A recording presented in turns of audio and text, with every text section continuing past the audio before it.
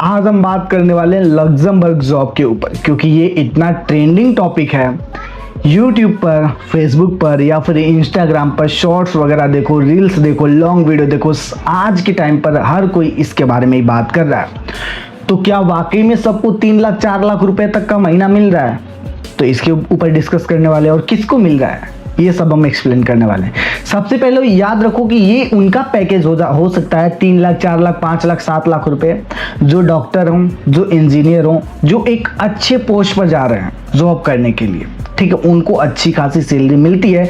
जिनके पास स्किल है उस बेसिस पर उन्हें उतनी सैलरी मिलती है।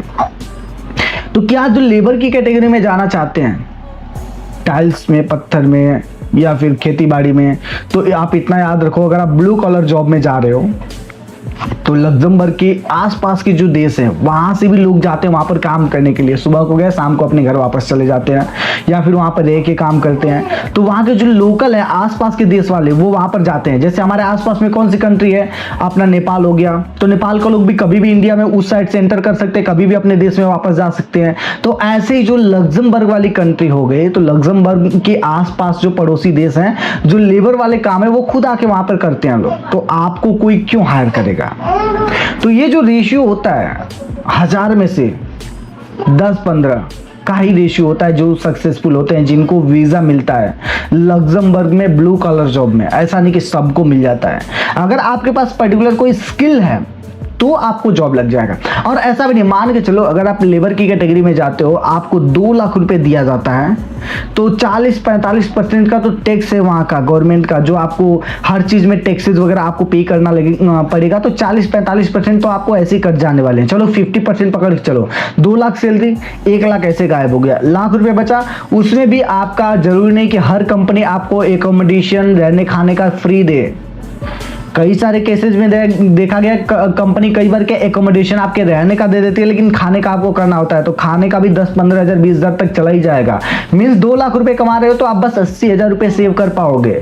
तो इतना है। बाकी जो एजेंट के थ्रू अगर आप जा रहे हो तो एजेंट लोग जितना चार्ज करेंगे वो अलग है।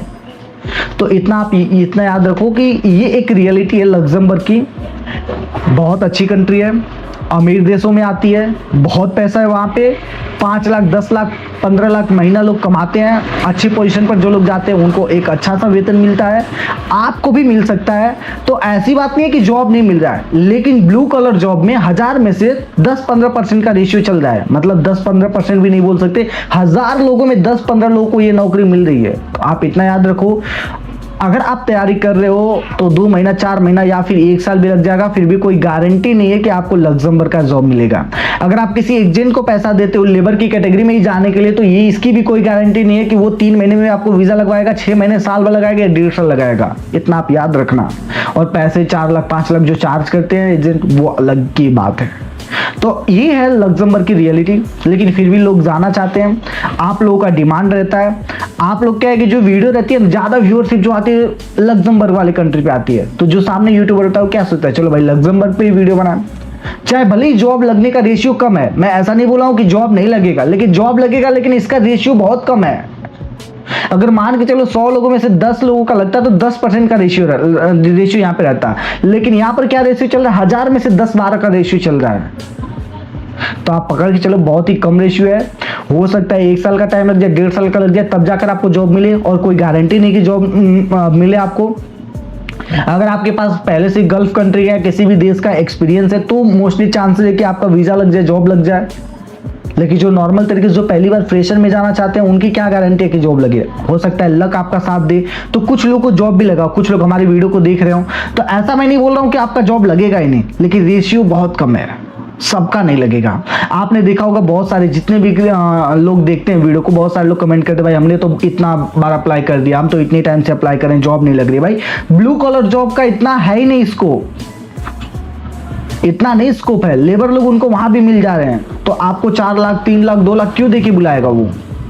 अगर बुलाएगा भी तो आप समझ के चलो रेशियो उनको कम है, वो बुलाएगा नो डाउट। और डॉक्टर इंजीनियर दूसरे देश में जा रहे हैं, लग्जमबर्ग में नहीं जा रहे, क्योंकि अगर वो उस पोस्ट के हिसाब से जाएंगे तो उनको दूसरे कंट्री में और ज्यादा पैसे मिल रहा है, तो लग्जमबर्ग नहीं जा रहे वो वैसे भी। तो जो रियलिटी मैंने वो बता दिया। अब आपको डिसाइड करना है कि आपको क्या करना है, कहाँ पे जाना है जॉब करने के लिए। ये डिसीजन पूरा आपका रहेगा। इंडिया से कहाँ पे जाना है, गल्फ में जाना है या फिर वहाँ पे जाना है। वीज़ा रेशियो भी थोड़ा कम है, ऐसा भी नहीं कि सबको वीज़ा लग जा रहा है।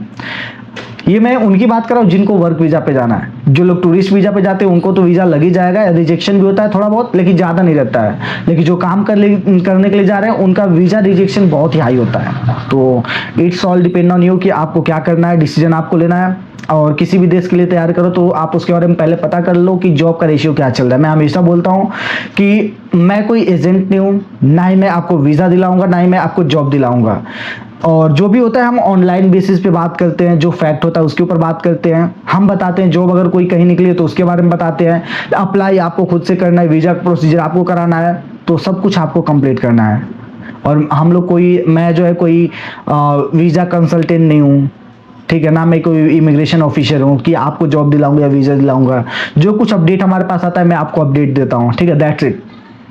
तो आप जो भी चीज़ करो सोच समझ के करो। आपको अगर लग्जमबर्ग जाना है तो आप इतना याद रखो कि अगर आपके पास एक्सपीरियंस है तो चांसेस आइए कि लग जाएगा। उसके बाद भी ऐसा नहीं कि अगर आपको बस हिंदी आती है तो चल जाएगा, आपको इंग्लिश भी बेसिक एटलीस्ट आनी चाहिए, तब जाकर जॉब लगेगा। तो ये सारी चीज़ों को ध्यान दे के आप अपना CV कवर लेटर बनाओ, उसके बाद जॉब को अप्लाई करो। उम्मीद है कि इस वीडियो में मैंने आपको सब कुछ एक्सप्लेन कर दिया होगा। कोई और भी चीज़ बाकी रहेगी तो आप कमेंट करो, उसके ऊपर मैं अलग से वीडियो जरूर बनाऊंगा। फिलहाल आपसे मिलते हैं हम किसी और नए वीडियो में किसी और नए अपडेट के साथ।